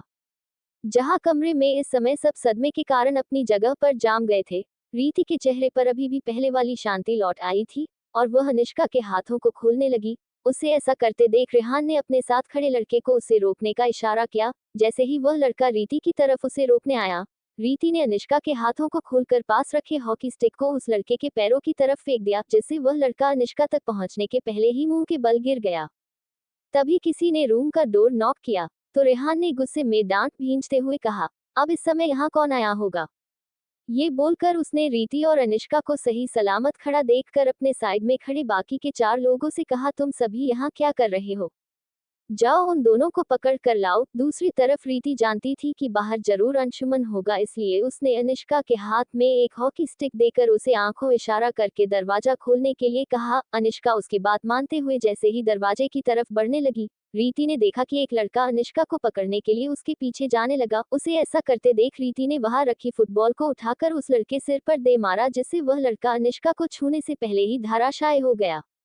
बाकी के 3 लड़के जो रीति की तरफ उसे पकड़ने बढ़ रहे थे, वे अब रीति की हरकतों देखकर आगे ना बढ़ने के बारे में सोचने लगे, और जैसे ही अनिष्का दरवाजा खोल पाती उससे पहले ही वो तीनों भाग कर आए और दरवाजा खोलकर रूम से डरते हुए भाग गए। रेहान ने जब उन लड़कों को वहां से भागते देखा तो उसने गुस्से में रीति की तरफ जाते हुए उसके बालों को कसकर पकड़ लिया और उसका सिर दीवार में दे मारा। इस समय रीति का ध्यान उन लड़कों पर था, इसलिए वह रियान को रोक नहीं पाए, लेकिन जैसे ही उसका ध्यान रियान पर गया तब तक बहुत देर हो चुकी थी। लेकिन रीति ने हार ना मानते हुए रेहान के उस हाथ को जोर से पकड़ा जिससे उसने रीति के बालों को पकड़ा हुआ था, और एक झटके में उसकी कलाई मोड़ दी। दर्द के कारण रेहान बेहोश होकर जमीन पर गिर गया। रीति, जो कि इस समय बहुत कमजोर थी, इतनी एनर्जी उसे करने के कारण जैसे ही बेहोश होकर गिरने वाली थी, दरवाजे से अंदर आ रहे अंशुमन ने उसे अपनी बाहों में थाम लिया। रीति की हालत को देखकर अंशुमन की आंखें नम हो गई थी। अंशुमन ने रीति को अपनी गोद में उठाया और तुरंत कॉलेज के मेडिकल रूम की तरफ जाने लगा। अनिष्का, जो कि रीति की इस हालत को देखकर रोने लगी थी, वह भी अंशुमन के पीछे पीछे जाने लगी। हालांकि अनिष्का अभी भी अंशुमन को नहीं जानती थी, लेकिन उसे यह समझ आ गया था कि वह पहले वाले उन लड़कों की तरह नहीं है। अंशुमन और अनिष्का रीति को बेहोशी की हालत में लेकर मेडिकल रूम में आ चुके थे। क्योंकि अंशुमन पहले ही इस कॉलेज में एडमिशन के सिलसिले में आ चुका था, इसलिए उसे यहाँ पर मेडिकल रूम ढूंढने में कोई परेशानी नहीं हुई। रीति इस समय बेड पर लेटी हुई थी। उसे वैसे तो ज्यादा चोट नहीं आई थी, बस सर में हल्की सी चोट लगी थी जिसकी डॉक्टर ने बैंडेज कर दी थी। क्योंकि रीति पहले से ही 2 महीने हुए उस हादसे के कारण बहुत कमजोर थी, इसलिए डॉक्टर ने उसे एनर्जी के लिए ग्लूकोज की एक ड्रिप लगा दी थी और दर्द का एक इंजेक्शन भी दे दिया था, जिस वजह से रीति इस समय बेहोश थी। अनिष्का और अंशुमन को नर्स ने बाहर बैठकर इंतजार करने के लिए बोल दिया था, क्योंकि वो दोनों पहले कभी नहीं मिले थे, इसलिए इस समय उन दोनों के लिए ही सिचुएशन थोड़ी ऑकवर्ड हो रही थी। फिर भी रीति ने पहल करते हुए अंशुमन से कहा, रीति अब ठीक है, इसलिए तुम्हें अगर कोई काम हो तो तुम ये से जा सकते हो, वैसे भी मैं उसका ध्यान रखने के लिए ये रुकने ही वाली हूँ। ये बोलकर वह अंशुमन को देखने लगी, क्योंकि वह उसे पहले से नहीं जानती थी। वैसे तो अंशुमन इस समय ये से जाना नहीं चाहता था, लेकिन उसके पास ये रुकने का कोई रीजन भी नहीं था। वह इस समय समझ नहीं पा रहा था कि उसे क्या करना चाहिए। अंशुमन को इस तरह असमंजस की स्थिति में बैठा देखकर अनिष्का को कुछ याद आया और उसने अंशुमन से कहा, अरे सॉरी यार, इतनी हड़बड़ी में तो मैं तुम्हें हमारी हेल्प करने के लिए थैंक यू बोल ही नहीं पाई। वह आगे कुछ बोलती उससे पहले ही अंशुमन के मोबाइल पर आर्यन का कॉल आ गया। तभी अंशुमन को याद आया कि वह तो आर्यन से अभी आने का बोलकर आया था और उसे इतना टाइम लग गया। उसने तुरंत ही आर्यन का कॉल पिक करते हुए कहा, हेलो आर्यन। वो मैं। अंशुमन इसके आगे कुछ बोलता उससे पहले ही उसके कानों में आर्यन की गुस्से से भरी आवाज पड़ी, अरे भाई तू वो सब छोड़ और ये बता कि तू अभी है कहाँ। मैं तुझे कब से ढूंढ रहा हूँ। ये बहुत बड़ा पंगा हो गया है और तू है किमी इंडिया की तरह गायब हो गया है। टेंशन के कारण ये सब आर्यन ने एक ही सांस में बोल दिया था। अंशुमन ने उसे चुप करते हुए कहा, अरे मेरे भाई तू थोड़ी देर के लिए शांत हो जा और पहले कॉलेज के मेडिकल रूम में आ जा, फिर मैं तेरे सारे सवालों का जवाब दे दूंगा। ये बोलकर अंशुमन ने कॉल कट कर दिया, क्योंकि वह जानता था कि अगर उसने अभी कॉल कट नहीं किया तो आर्यन परेशान होकर उससे कॉल पर ही सारे सवाल करने लगेगा। 10 मिनट बाद आर्यन भागता हुआ मेडिकल डिपार्टमेंट में आया और बाहर अंशुमन को बैठा देखकर उसके पास जाकर घबराते हुए बोला, अरे भाई तू ठीक तो है ना, जल्दी बता तुझे क्या हुआ है। ये बोलकर वह अंशुमन को ऊपर से नीचे तक देखने लगा। अपने सामने इस तरह से आर्यन को पैनिक करते देख अंशुमन ने उसे कंधे से पकड़ते हुए कहा, आर्यन मुझे कुछ भी नहीं हुआ है, वो तो मैं यहाँ किसी और को एडमिट करवाने लाया था। अंशुमन की कही हुई इस बात को सुनकर आर्यन ने राहत की सांस ली और फिर वहां रखी बेंच पर बैठकर अंशुमन को भी बैठने का इशारा करते हुए बोला, अंशुमन तुझे पता है। उद्धरण चिन्ह। वह आगे कुछ बोल पता उससे पहले ही अनिष्का ने उसे रोकते हुए कहा, तुमने अभी अभी इसे क्या कहा अंशुमन। उसकी बात पर आर्यन ने असमंजस में कहा, अब अंशुमन को अंशुमन नहीं तो क्या कहूंगा। उसकी बात सुनकर अनिष्का ने हैरान होते हुए अंशुमन को ऊपर से नीचे तक देखा और कहा, तो तुम हो रीति के अंशुमन, लेकिन तुम तो कहीं से भी एक वेटर नहीं लग रहे हो। अनिष्का की इस बात को सुनकर जहां अंशुमन के चेहरे पर एक प्यारी सी मुस्कान आ गई, वही आर्यन ने हंसते हुए कहा, वो यहाँ कॉलेज आया हुआ है तो यहाँ वेटर की ड्रेस पहनकर थोड़ी आएगा। उसकी बात सुनकर अनिष्का थोड़ी झेप गई, क्योंकि उसे अब जाकर याद आया कि वह जल्दबाजी में क्या बोल गई। उसी समय आर्यन कुछ सोचते हुए बोला, आपने अभी अभी क्या कहा था, और ये रीति कौन है, और हमारा अंशुमन कब से उसका हो गया। भाई तू बता कि यहाँ चल क्या रहा है। उद्धरण चिन्ह। उसकी बात पर अंशुमन ने हड़बड़ते हुए कहा, तू ये सब क्या बोल रहा है, ऐसा कुछ भी नहीं है, वो तो रीति मेरी बस एक अच्छी दोस्त है। अनिष्का ने भी उसका साथ देते हुए कहा, हाँ हाँ, मेरे कहने का भी वही मतलब था, रीति और अंशुमन अच्छे दोस्त है। ये बोलकर रीति भी अपनी पलकें झपकाते हुए इधर उधर देखने लगी। उसे ऐसा करते देख आर्यन ने अपने कंधे उचका दिए, जैसे उसे कुछ भी समझ नहीं आया हो। अंशुमन के लिए भी यह सिचुएशन ऑकवर्ड हो गई थी, इसलिए उसने बात बदलते हुए कहा, भाई तू अभी थोड़ी देर पहले क्या बता रहा था। अंशुमन को जवाब देते हुए आर्यन ने कुछ याद करके कहा, अरे हाँ भाई मुझे याद आया, तुझे पता है आज किसी ने पूरे शेडो ग्रुप के लड़कों के साथ कुछ और खराब लड़कों की जाम कर धुलाई की है। अभी अभी उन सभी को हॉस्पिटल ले जाया गया है, लेकिन अभी तक ये पता नहीं चला है कि यह सब किसने किया है। कुछ देर बाद उसने आगे कहा, जब तूने बताया कि तू मेडिकल रूम है तो मैं बहुत घबरा गया था, क्योंकि मुझे लगा उस इंसान ने तेरी भी धुलाई कर दी है। आर्यन की बात को सुनकर अंशुमन और अनिष्का ने एक दूसरे की तरफ देखा और जोर जोर से हंसने लगे, क्योंकि वे दोनों अच्छी तरह से सच जानते थे। आर्यन ने उन दोनों को देखते हुए नासमझ की स्थिति में कहा, अब तुम दोनों को क्या हुआ है, जो तुम दोनों इतनी जोर जोर से हंस रहे हो। उसके सवाल का जवाब देते हुए अनिष्का ने अपनी हंसी रोकते हुए कहा, अभी जिस इंसान की बात तुम कर रहे हो वह कोई और नहीं, हमारी रीति ही है। उसी ने अकेले उन सभी की ऐसी बड़ी ही हालत कर दी है। अनिष्का की यह बात सुनकर आर्यन का मुंह खुला का खुला रह गया। तभी अनुष्का ने उसे सुबह कॉलेज आने के बाद से अभी तक की सारी बातें बताई। उसकी इस बात को सुनकर आर्यन के साथ अंशुमन भी हैरान रह गया, क्योंकि उसे भी अभी तक पूरी सच्चाई नहीं पता थी। आर्यन ने मन ही मन खुद से कहा, अनुष्का जिस तरह से बता रही है उस हिसाब से अकेले रीति ने उन सभी लड़कों को इस हालत में पहुंचा दिया है। लेकिन एक अकेली लड़की किस तरह से ये सब कर सकती है, जबकि रीति तो उतनी ताकतवर दिखाई नहीं देती है। अंशुमन को ख्यालों में खोने रोकते हुए आर्यन ने उससे सवाल किया, अरे भाई तू ये तो बता कि ये रीति नाम की लड़की तेरी दोस्त कब से बन गई और ये है कौन? अंशुमन ने अपने बालों पर हाथ फेरते हुए कहा, एक्चुअली मैं आपसे जिस लड़की के फार्म हाउस में रहने वाला हूँ वह रीति और अनुष्का ही है। उसकी बात सुनकर आर्यन अपनी आंखें चौड़ी करके अनुष्का की तरफ देखने लगा और हकलाते हुए बोला, क्या ये सच बोल रहा है? मेरा मतलब ये आप लोगों के फार्म हाउस में पीजी के जैसे रहेगा? अनुष्का ने उसके जवाब में अपना सिर हाँ में हिला दिया। वे लोग बात कर ही रहे थे जब उन्हें किसी ने मेडिकल रूम के अंदर बुलाया और कहा कि रीति अब जाग चुकी है।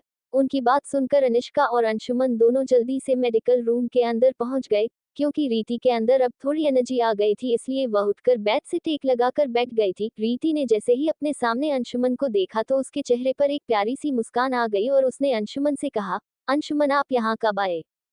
और आपको कैसे पता चला कि हम अभी यहाँ हैं?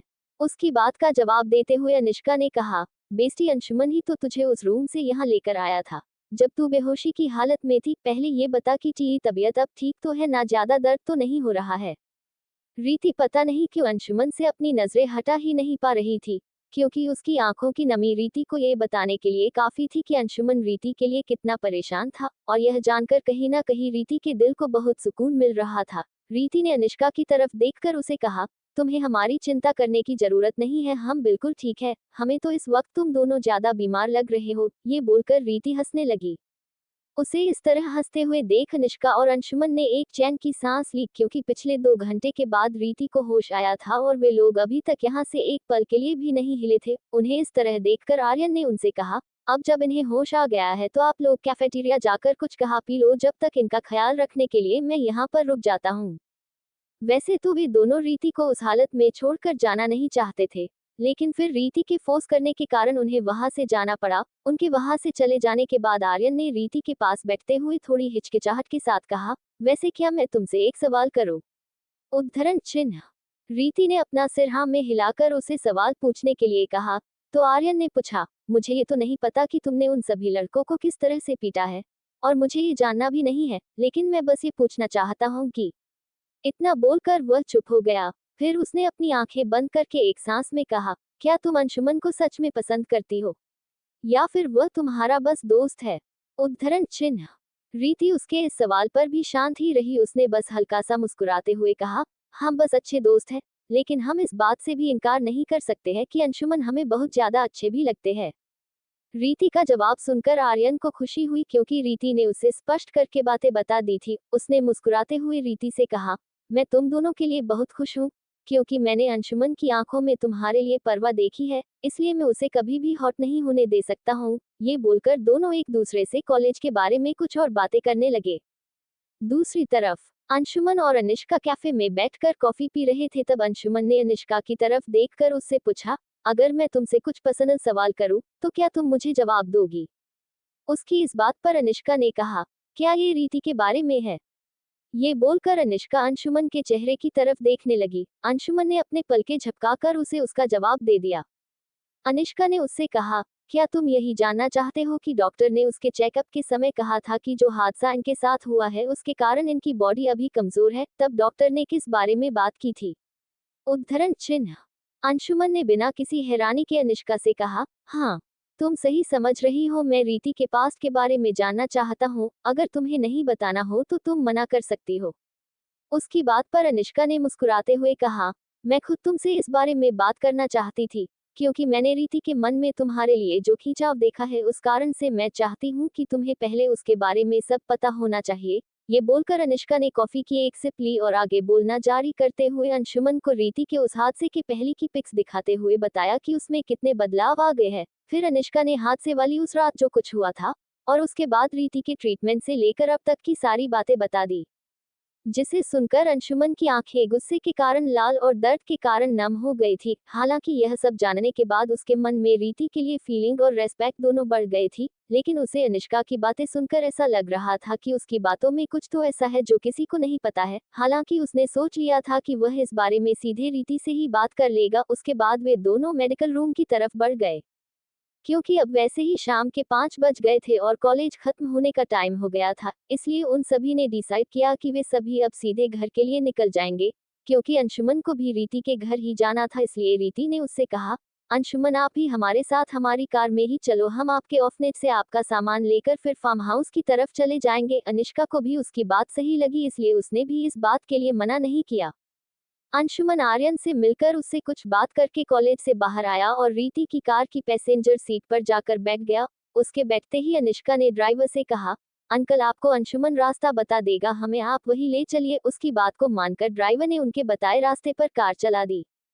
Malhotra farm house. विशाखा बुआ घर के गार्डन में बैठी हुई थी, तभी उन्होंने देखा कि घर के बाहर एक कार आकर रुकी, जिसमें से रीति और अनुष्का कार से उतरकर बाहर आई और उसने साथ एक लड़का भी कार से उतरकर पीछे डिक्की में से कुछ सामान निकालने लगा। रीति और अनुष्का ने भी उसकी हेल्प करते हुए उसका पूरा सामान निकलवा लिया।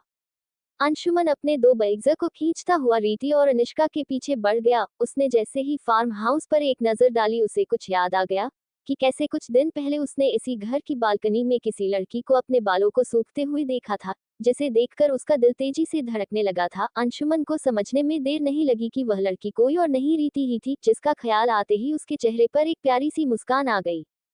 तभी रीति की बुआ दौड़ती हुई उसके पास आई और रीति के सिर पर लगी बैंडेज को देखते हुए घबरा कर बोली, गुड़िया तुझे ये चोट कैसे लगी? उनके चेहरे पर साफ तौर पे रीति के लिए फिक्र देखी जा सकती थी। रीति ने अपनी बुआ जी को परेशान हुआ देख मुस्कुराते हुए जवाब दिया, बुआ सा इतनी ज्यादा चोट नहीं लगी है, बस हल्की सी खरोच आई है, इसमें घबराने वाली कोई बात नहीं है। उसकी बुआ उससे कोई और सवाल करती कि तभी उनकी नजर रीति और अनुष्का के पीछे खड़े लड़के पर गई। उन्होंने उसकी तरफ हाथ से इशारा करते हुए पूछा, अरे तुम लोगों के साथ ये कौन आया है? पहले तो इस लड़के को यहाँ कभी नहीं देखा। उनकी बात का जवाब देते हुए अनुष्का ने विशाखा बुआ से कहा, अरे बुआ जी यह वही लड़का है अंशुमन, इसी के बारे में तो स्मार्टी ने आप सभी को बताया था, और आज से ही यह हमारे साथ हमारे घर में रहने वाला है। क्योंकि यह हमारे कॉलेज में ही पढ़ता है, इसलिए हमने उसकी यहाँ आने में हेल्प कर दी यार। अनुष्का की बात सुनकर उसकी बुआ ने मुस्कुराते हुए कहा, अच्छा तो तुम हो अंशुमन, राहत के दोस्त। अंशुमन ने बुआ जी के जवाब की सहमति ने हाँ में अपना सिर हिला दिया। तो विशाखा बुआ ने उन सभी की तरफ देखते हुए कहा, अच्छा चलो बच्चों, अब तुम सब पहले अंदर चलो, फिर हम सभी बाकी की बातें बैठकर करेंगे। जैसे ही सभी घर के अंदर गए, बुआजी ने एक सर्वेंट को बुलाकर अंशुमन का सामान उसके कमरे में शिफ्ट करने के लिए कहा। तो रीति ने आगे आते हुए कहा, बुआ सा क्या हम अंशुमन को उनका कमरा दिखा दे, और अगर आप कहे तो हम उन्हें घर भी अच्छे से दिखा दे। रीति की इस बात पर विशाखा बुआ ने ज्यादा ध्यान ना देते हुए कहा, ठीक है गुड़िया, तुम्हें जो करना है करो। तुम लोगों को भूख लग गई होंगी ना, इसलिए मैं तुम सब के लिए कुछ स्नैक्स रेडी करवा देती हूँ। ये बोलकर बुआजी किचन की तरफ बढ़ गई। अनुष्का ने जैसे ही रीति को अंशुमन की तरफ जाते देखा, उसने रीति को छेड़ते हुए कहा, बेस्टी अंशुमन को रूम में सेट होने में अच्छे से मदद कर देना, मैं भी अपने रूम में जाती हूँ। ये बोलकर अनुष्का ने रीति की तरफ देखकर एक आंख मीट की और सीढ़ियों से ऊपर अपने कमरे की तरफ चली गई। अंशुमन और रीति भी एक दूसरे की तरफ देखकर मुस्कुराते दिए और गेस्ट रूम की तरफ बढ़ गए। दरअसल बुआजी का रूम और गेस्ट रूम नीचे ही था, जबकि रीति और अनुष्का का रूम ऊपर वाले फ्लोर पर था, जिस कारण से अंशुमन का रूम या गेस्ट रूम रीति के रूम के जस्ट नीचे ही था।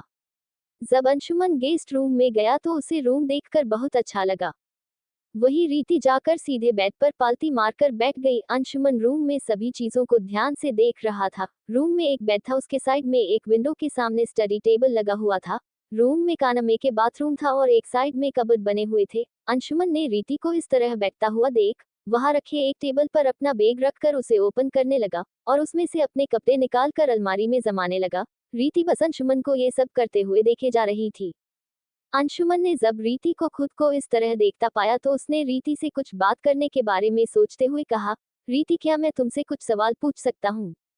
रीति ने उसे देखते हुए कहा, आपको हमसे कुछ भी पूछने के लिए परमिशन लेने की जरूरत नहीं है। इस बात को सुनकर अंशुमन के चेहरे पर एक मुस्कान आ गई और उसने रीति से कहा, तुम मुझे ये बताओ कि आज सुबह जब तुम उस रूम में थी तो तुमने किस तरह से मेरे माइंड में मदद के लिए अपनी आवाज भेजी थी, जैसे तुम्हें टेलीपैथी आती है। रीति ने जब अंशुमन की बात सुनी तो उसके चेहरे की मुस्कान गायब हो गई और उसने अपना सिर नीचे करते हुए थोड़ा रुककर कहा, अगर तुम्हें अपने सवाल का जवाब जानना है तो तुम्हें हमारी एक हेल्प करनी होगी। उसकी बात ने अंशुमन को असमंजस में डाल दिया। उसे समझ नहीं आ रहा था कि वह क्या करे।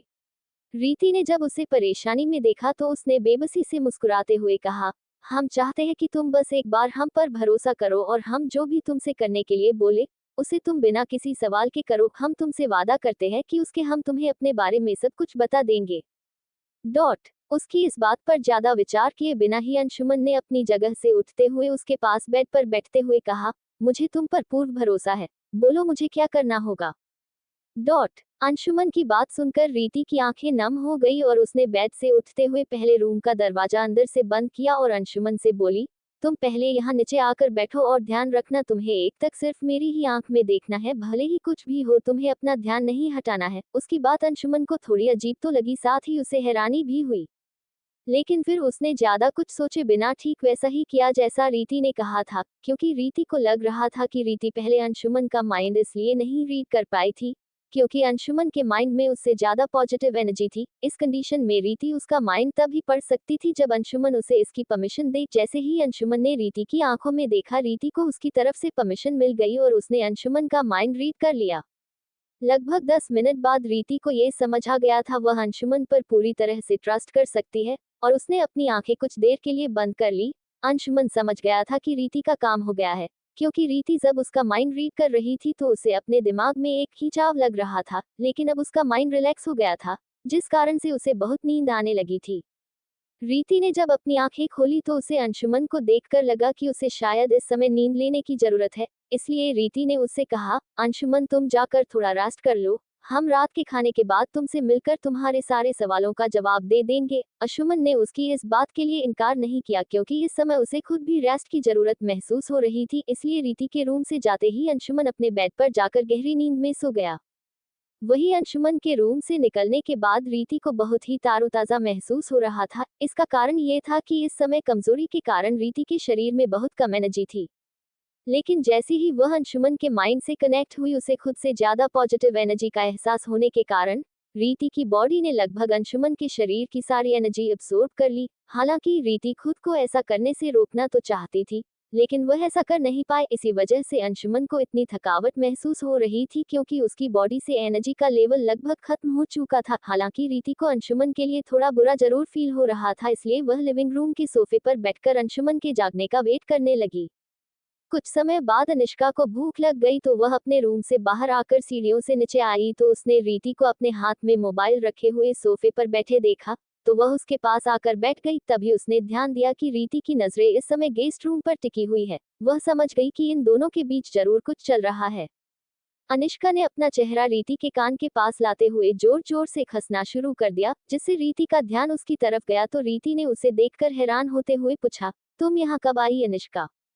अनिष्का ने सामने रखी स्नैक्स की प्लेट में से कुछ चिप्स उठाकर अपने मुंह में डालते हुए कहा, मैं तो यहाँ अभी ही आई हूँ जब तुम अंशुमन के रूम के दरवाजे को ऐसे देख रही थी जैसे अपनी नजरों से ही उसके दरवाजे में होल कर देगी। ये बोलते हुए अनिष्का वहां रखी कुछ और प्लेट्स में से स्नैक्स खाने लगी। दूसरी तरफ रीति उसकी यह बात सुनकर हड़बड़ाते हुए बोली, अरे ऐसा कुछ नहीं है अनिष्का, हम तो बस ये देख रहे थे कि अंशुमन को वो कमरा अच्छा लगा होगा या नहीं। ये बोलकर रीति ने अपनी नजरें इधर उधर फेरने लगी। उसे ऐसा करते देख अनिष्का को अंदर ही अंदर बहुत हंसी आ रही थी, लेकिन उसने अपने चेहरे के एक्सप्रेशन को सीरियस करते हुए कहा, देखो रीति, अगर तुम अंशुमन के साथ ऐसी वैसी हरकत करने के बारे में सोच रही हो तो अभी ही इन सभी बातों को अपने दिमाग से निकाल दो, नहीं तो मैं तुम्हारी इन हरकतों के बारे में बुआ जी को बता दूंगी, फिर तुम अपना देख लेना। ये बोलकर अनिष्का रीति को आंख मारते हुए मुस्कुराने लगी। उसकी बात सुनकर रीति समझ चुकी थी कि अनिष्का उसे परेशान करने के लिए ये सब बोल रही है, इसलिए वह अपनी जगह से खड़े होते हुए अनिष्का को मारने के लिए आगे बढ़ने लगी। जैसे ही अनिष्का ने उसे अपने हाथ में पिलो लेकर उसकी तरफ बढ़ते देखा तो वह भी अपनी जगह से उठकर भागने लगी। अब पूरे लिविंग रूम में दोनों एक दूसरे के पीछे भाग रही थी और पूरे रूम में उन दोनों की हंसी की आवाज गूंज रही थी। विशाखा बुआ, जो कि इस समय दिल्ली में सभी फैमिली मेंबर्स से वीडियो कॉल पर बात कर रही थी, दोनों की आवाज सुनकर अपने रूम से बाहर आ गई। उन्होंने जब रीति को इस तरह से खुश देखा तो उन्होंने मोबाइल पर चल रहे वीडियो कॉल पर अपने भाई भाभी को भी दोनों की इन हरकतों को दिखाया तो वहां भी सभी के चेहरे पर हंसी के साथ आंखों में नमी उतर आई, क्योंकि उन सभी ने बहुत दिनों बाद रीति को इतना खुश देखा था। अब उन्हें रीति को देहरादून भेजने के अपने फैसले पर कोई अफसोस नहीं था और ना ही अपने बच्चों को खुद से दूर करने का दुख था। बहुत देर तक वे सभी रीति और अनिष्का की मस्ती को देखते रहे। फिर कुछ देर बाद जब अनिष्का और रीति थक गई तो वे दोनों सोफे पर एक दूसरे से टिककर बैठ गई और विशाखा बुआ भी अपना मोबाइल लेकर अपने रूम में वापस चली गई, क्योंकि दोनों बहुत थक गई थी और उन्हें भूख भी बहुत तेज लग गई। तो वे दोनों साथ में विशाखा बुआ के द्वारा बनाए गए स्नैक्स का मजा लेने लगी। रात के 9 बज रहे थे जब सभी रात का खाना खाने के लिए डाइनिंग एरिया में आ गए थे, लेकिन किसी को भी अंशुमन जब दिखाई नहीं दिया तो विशाखा बुआ ने कहा, जाओ अंशुमन को बुला कर ले आओ, क्योंकि वैसे भी डिनर का टाइम हो गया है। ये बोलकर विशाखा बुआ अपनी चेयर पर जाकर बैठ गई। जैसे ही एक सर्वेंट अंशुमन के रूम की तरफ बढ़ने ही वाला था कि रीति ने अपनी आंखों से अनिष्का को उसे रोकने का इशारा किया। अनिष्का समझ गई कि कुछ तो गड़बड़ है, इसलिए उसने उस सर्वेंट को रोकते हुए कहा, तुम अंशुमन को बुलाने मत जाओ। विशाखा बुआ ने जैसे ही अनिष्का की बात सुनी, उन्होंने हैरानी से अनिष्का से सवाल किया, तुमने उसे जाने क्यों रोका? क्या अंशुमन हमारे साथ डिनर नहीं करेगा? उद्धरण चिन्ह। अब अनिष्का असमंजस में रीति की तरफ देखने लगी, क्योंकि उसे समझ नहीं आ रहा था कि वह बुआ जी को क्या जवाब दे। तभी रीति ने विशाखा बुआ से कहा, बुआ सा वो क्या है ना, अंशुमन जब से आया हुआ है तब से अपना सामान जमाने में बिजी थे और आज दिन भर कॉलेज में भी फॉर्मेलिटी पूरी करने के कारण शायद उन्हें बहुत थकान हो गई है, जिस वजह से वो जल्दी सो गए हैं। अभी जब मैं उनके रूम के पास से गुजर रही थी तो मैंने देखा था कि अंशुमन गहरी नींद में सोए हैं। अनिष्का ने भी रीति का साथ देते हुए कहा, बुआ चलो ना हम सब खाना खा लेते हैं। जब अंशुमन को भूख लगेगी तो वह खुद किचन में आकर खाना खा लेगा या हम में से किसी को जगा देगा। विशाखा बुआ ने भी उनकी बात पर हामी भरते हुए अपना सिर हिला दिया और वे सभी खाना खाने लगे, लेकिन रीति का ध्यान अभी भी अंशुमन के कमरे की तरफ ही था। इस समय अंशुमन की कंडीशन देखते हुए उसे उसकी फिक्र हो रही थी। आखिर अंशुमन के अभी तक ना उठने की वजह कहीं ना कहीं अंशुमन ही है। जब सभी का डिनर हो गया तो विशाखा बुआ ने दोनों को गले लगाकर उनसे गुड नाइट कहा और फिर वे सर्वेंट से बोलकर डाइनिंग टेबल साफ करवाने लगी। कुछ सोचकर रीति भी अनिष्का के साथ अपने रूम की तरफ बढ़ गई। रीति ने अपने रूम में जाकर अपने टेबल से मोबाइल उठाया और एक मैसेज टाइप करके अंशुमन को भेज दिया और फिर अपने रूम को अंदर से बंद करके वह ध्यान में बैठ गई, क्योंकि इस समय अपनी सारी पावर को यूज करने के लिए एनर्जी की जरूरत थी और फिलहाल के लिए उसके पास एनर्जी बढ़ाने का एकमात्र तरीका मेडिटेशन करना ही था।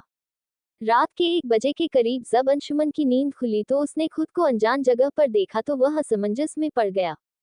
तभी उसे याद आया इस समय तो वह रीति के घर आ गया था, क्योंकि इस समय अंशुमन को सोए हुए बहुत देर हो चुकी थी और कमरे में बिल्कुल भी रोशनी नहीं थी। इस कारण से अंशुमन ने अपने बेड पर हाथ फेरकर अपना मोबाइल ढूंढने की कोशिश की और मोबाइल मिलते ही उसकी फ्लैश लाइट चालू कर दी। तभी अंशुमन की नजर अपने मोबाइल की स्क्रीन पर शो हो रहे रीति के मैसेज पर गई। जब उसने मैसेज ओपन किया तो उसमें लिखा था, जब भी तुम्हारी नींद खुले मुझे मिस कॉल कर देना। पहले तो अंशुमन ने खड़े होकर अपने रूम की लाइट ऑन की, फिर टाइम देखकर वह हैरान हो गया।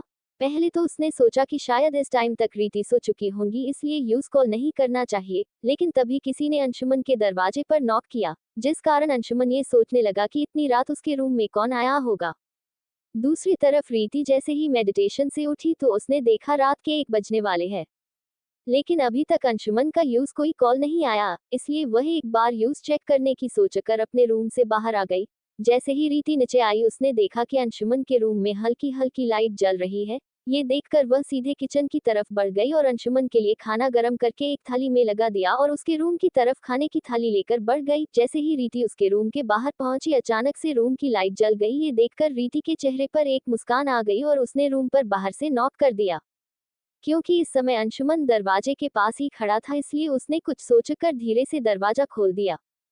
पहले तो रीति को अपने सामने देखकर वह हैरान रह गया, लेकिन जैसे ही उसकी नजर रीति के हाथ में रखी खाने की थाली पर गई उसकी आंखें खुशी से चमक गई। अंशुमन ने रीति के हाथ से खाने की थाली ली और रीति को अंदर आने का बोलकर वह रूम में रखे काउच पर जाकर बैठ गया और थाली को सामने रखे टेबल पर रखकर खाना खाने लगा। रीति समझ सकती थी कि यूज इस समय बहुत भूख लगी है, इसलिए वह भी मुस्कुराते हुए रूम में आ गई और बेड पर जाकर बैठ गई।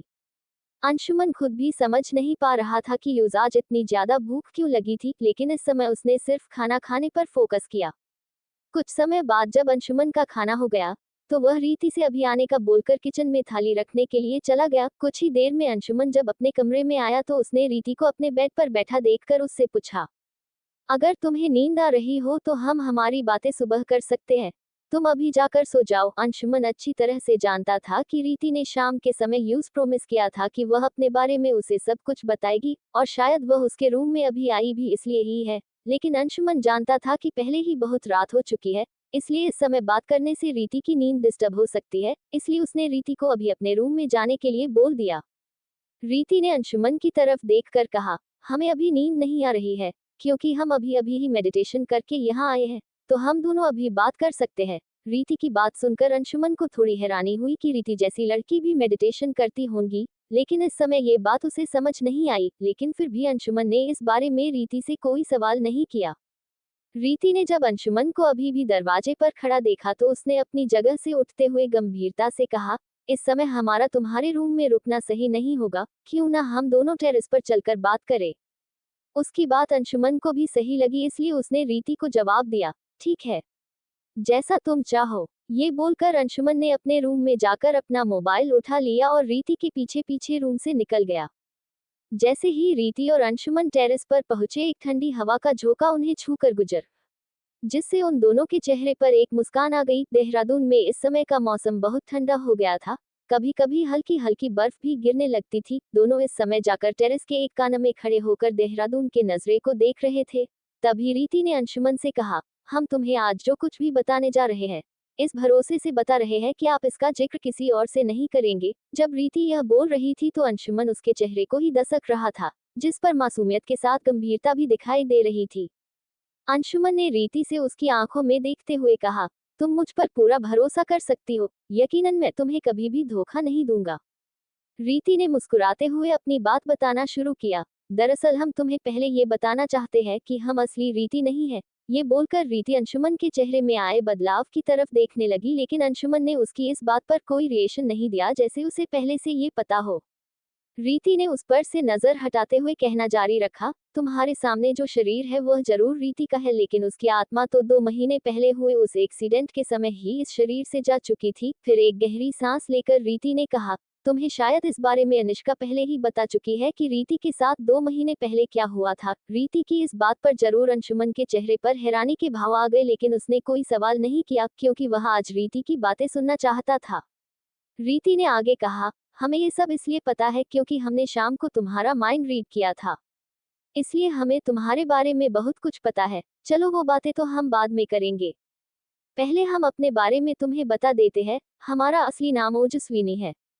ये तो हमें भी नहीं पता कि हम रीति के शरीर में कैसे आ गए। जब हमें वो सब कुछ पता चला जो कि रीति के साथ हुआ है, तो ये जानकर हमें उसके लिए बहुत बुरा लगा।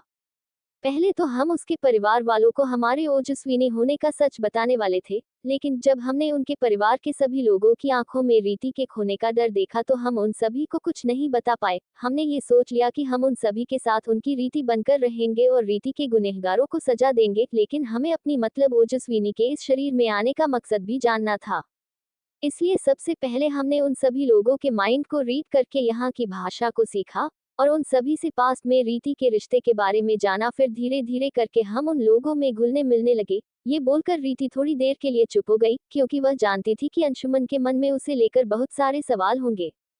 रीति को इस तरह अपनी तरफ देखता पाकर अंशुमन ने उससे सवाल किया, तो फिर तुम्हारे यहाँ देहरादून आने और हमसे मिलने के पीछे भी कोई कारण है क्या? ये बोलते हुए अंशुमन के मन में अजीब सा डर था जिसे वह खुद नहीं समझ पा रहा था। शायद ये डर रीति को खोने का था। रीति ने उसके सवाल को सुनकर आसमान की तरफ नजर करते हुए कहा, यहाँ आने से कुछ दिन पहले हम यही सोच रहे थे कि अब हमें आगे क्या करना चाहिए, लेकिन हमें कुछ भी समझ नहीं आ रहा था। तो हमने सोचा कि क्यों ना हम कुछ देर के लिए मेडिटेशन कर। लेकिन जैसे ही हमने ध्यान लगाना शुरू किया, हमारे दिमाग में अतीत की कुछ यादें आने लगी जो कि द्रोणंगा से जुड़ी हुई थी, जिससे हमारा ध्यान टूट गया। हमने सोचा कि शायद ये किस्मत का कोई इशारा ही है, लेकिन इसके लिए पहले हमें ये जानना जरूरी था कि वर्तमान में द्रोणंगा का नाम क्या है। हमें अनिष्का से पूछने पर पता चला कि देहरादून का पुराना नाम ही द्रोणंगा था। फिर अनिष्का ने हम दोनों को यहाँ आने के लिए घर के सभी लोगों को मनाया। घर में सभी को यही लगता है कि वह हमें यहाँ माहौल बदलने के लिए लाए है, जबकि सच तो ये था कि हम खुद यहाँ आना चाहते थे। ये बोलकर जैसे ही रीति चुप हुई, अंशुमन ने उससे तुरंत सवाल किया, और हमारे बारे में क्या? और तुमने हमें ही यह सब बताने के लिए क्यों चुना? उद्धरण चिन्ह। उसके इस सवाल पर रीति उसकी तरफ देखकर मुस्कुराने लगी और फिर साइड में लगे झूले में जाकर बैठ गई। अंशुमन भी उसके साथ आकर रीति के बगल में उसी झूले पर बैठ गया। To be continued.